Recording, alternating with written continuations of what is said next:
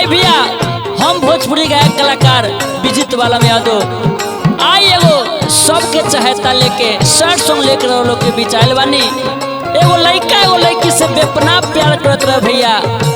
अचानक में लड़किया के का हो गई कि लड़कावा के छोड़ के अलग शादी करत तारी।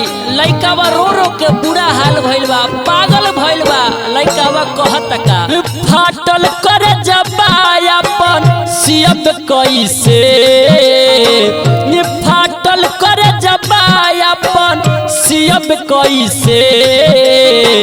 ये रब जान पगली बिना जियब कैसे, ये रब जान पगली बिना जियब कैसे। जहरिया जुदाई के पियब कैसे, जहरिया जुदाई के पियब कैसे। रब जान पगली बिना जियब कैसे, रब जान पगली बिना जियब कैसे।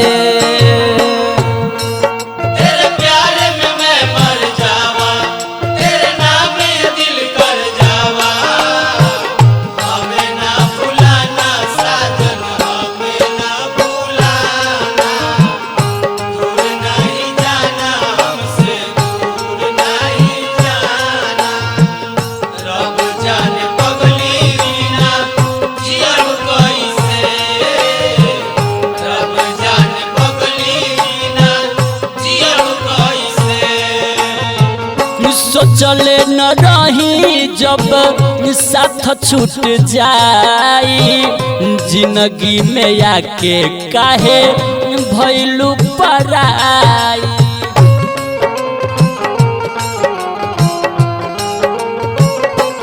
हो सोचले न रही जब साथ छूट जाई, जिंदगी में आके काहे भइलू पराई।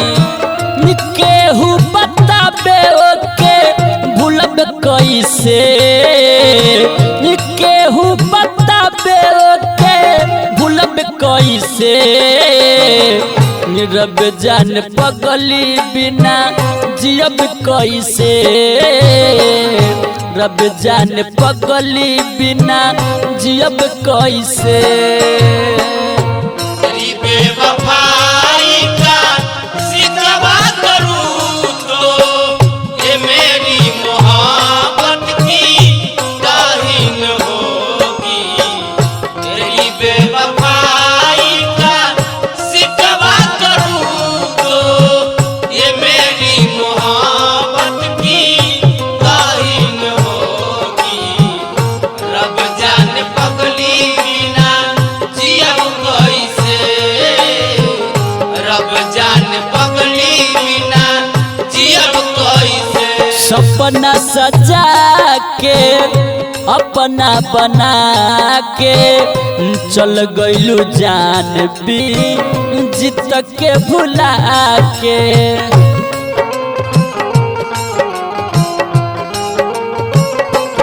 हो सपना सजा के अपना बना के चल गइलू जान भी जीत के भुला के। मयंक मासूम से कहब कैसे, रोहित मनीष से कहब कैसे। रब जान पगली बिना जियब कैसे, रब जान पगली बिना जियब कैसे।